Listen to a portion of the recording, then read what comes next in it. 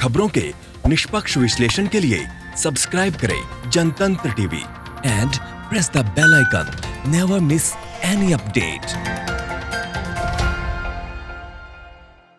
Kanpur shootout मामले की, जिसमें 8 पुलिसकर्मियों की मौत के मामले में गैंगस्टर विकास दुबे के एनकाउंटर की कहानी अब यूपी एसटीएफ की तरफ से दर्ज एफआईआर में सामने आई है। उस दिन क्या कुछ हुआ था, उस एनकाउंटर में परत दर परत क्या सच्चाई थी, ये सामने रखी गई है। 10 जुलाई की सुबह उज्जैन से लाते वक्त कानपुर के भौती में एसटीएफ के साथ एनकाउंटर में मारे गए गैंगस्टर विकास दुबे के मामले में एसटीएफ के सीओ टीबी सिंह की तरफ से एफआईआर दर्ज की गई और इसमें यह बताया गया है कि उज्जैन से कानपुर लाने के दौरान सुरक्षा को देखते हुए विकास की गाड़ी को 2 बार बदला जा रहा था, ताकि किसी को ये ना पता चल सके कि विकास दुबे किस गाड़ी में बैठा हुआ है।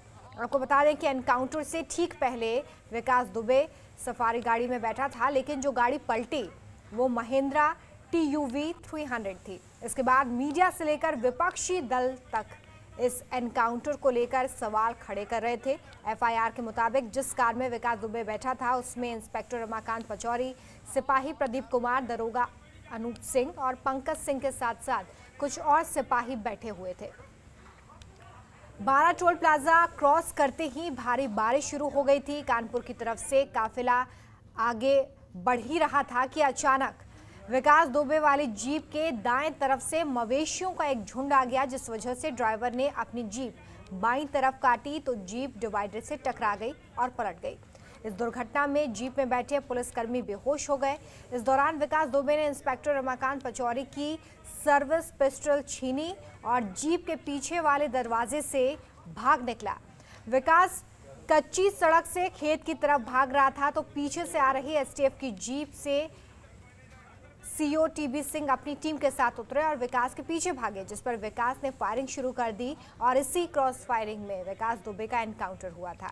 तो ये पूरी कहानी उस दिन की है जिस दिन ये एनकाउंटर हुआ। उस दिन क्या घटनाक्रम हुआ था, पल पल की जानकारी जो है वो इस पूरी एफआईआर के दौरान जो जानकारी दी गई है उसमें बताई गई है।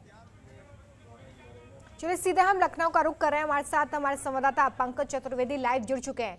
पंकज, विकास दुबे एनकाउंटर को लेकर तमाम तरह के सवालिया निशान खड़े किए गए थे, विपक्षी दल और साथ ही साथ हर कोई यही सोच रहा था कि इस एनकाउंटर में आखिर क्या कुछ हुआ था।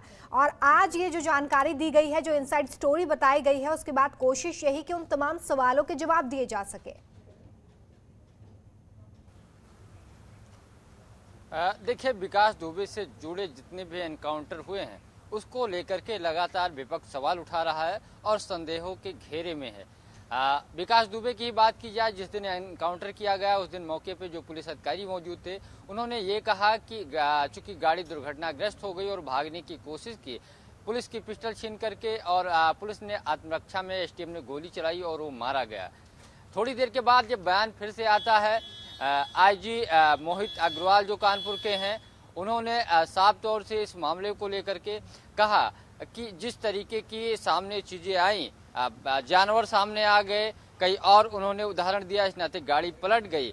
लेकिन अब जो बयान आया है, जब गाड़ी पलटने की बयान के बारे में आईजी से पूछा गया था या गाड़ी बदलने के बारे में, तो खास तौर पे उन्होंने कहा था गाड़ी नहीं बदली गई है, सिर्फ वहाँ जिस गाड़ी में एमपी से छोड़ दूसरी गाड़ी में बैठाया गया उसी गाड़ी से आएगा। लेकिन जिस तरीके से कल से आज फिर से इस घटनाक्रम में जो बयान आ रहे हैं उससे लगातार सवाल उठ रहे हैं। अब कहा जा रहा है उसको सुरक्षा कारणों से किसी को जानकारी न हो, इस नाते उसकी बार बार गाड़ी पलटी जा रही थी। चूंकि जो तस्वीरें वायरल हुई वो सफारी में बैठा हुआ था और जो एक्सीडेंट हुआ वो TUV गाड़ी का हुआ, तो कैसे उस गाड़ी में आया, इसको लेकर के उस दिन कोई भी जवाब पुलिस अधिकारियों के पास नहीं था। अब धीरे धीरे कई सारी चीजें ऐसे सामने आ रही है जो पुलिस को लगातार संदेह के घेरे और कटघरे में खड़ा करती है। क्योंकि अपराधी जरूर था विकास यादव, लेकिन पुलिस का काम कानून था, कोर्ट में उसको हाजिर करना था, जेल भेजना था। लेकिन जिस तरीके से एनकाउंटर हुआ, एक नहीं उसके कई साथियों का, उसको लेकर के लगातार पुलिस के कार्यप्रणाली पे, पुलिस के कार्यशैली पे लगातार सवाल उठ रहे हैं। कई सारे जो विपक्षी नेता हैं, चाहे अखिलेश यादव हो या प्रियंका गांधी हो, उन्होंने हमला किया कि और ज़्यादा पोल ना खुल जाए, जो ब्यूरोक्रेसी या IPS या राजनेताओं के नाम आ रहे हैं वो ना खुल जाए। इस नाते उसका एनकाउंटर करा दिया गया। सीधे सीधे अखिलेश यादव ने इसको फेक एनकाउंटर भी कहा था। तो इसको लेकर के लगातार सवाल उठ रहे हैं। हालांकि अब देखना होगा सोमवार को जो सुप्रीम कोर्ट में सुनवाई होगी। सुप्रीम कोर्ट में कई सारे याचिकाएं दायर की गई हैं मामले की, CBI NIA से जांच कराने की मांग। हालांकि सुप्रीम कोर्ट में शुरुआती दौर में कल सुनवाई के दौरान कहा था कि हैदराबाद एनकाउंटर के तर्ज पे रिटायर्ड जज के अध्यक्षता में आयोग बना करके जाँच कराई जाएगी। तो अब देखना होगा सोमवार को सुप्रीम कोर्ट का क्या रुख होता है। हालांकि शुक्रवार तक प्रदेश सरकार को अपना पक्ष रखना है। जो सरकार की तरफ से अधिवक्ता पेश हुए थे उनको पूरी जानकारी दी है। हालांकि सरकार ने पहले ही न्यायिक जांच के साथ साथ जो है एक और अलग से SIT जांच की घोषणा कर दी है, जबकि लोकल लेवल पर एनकाउंटर को लेकर के पुलिस भी जाँच कर रही है।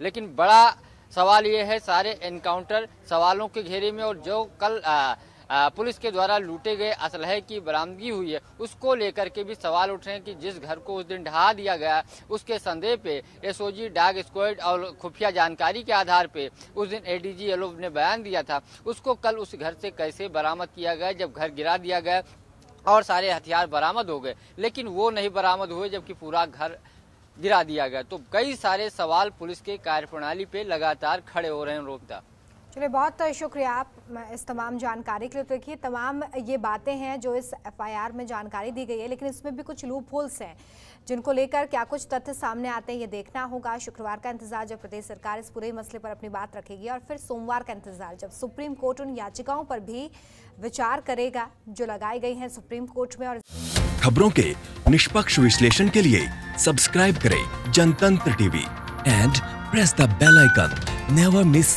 any update.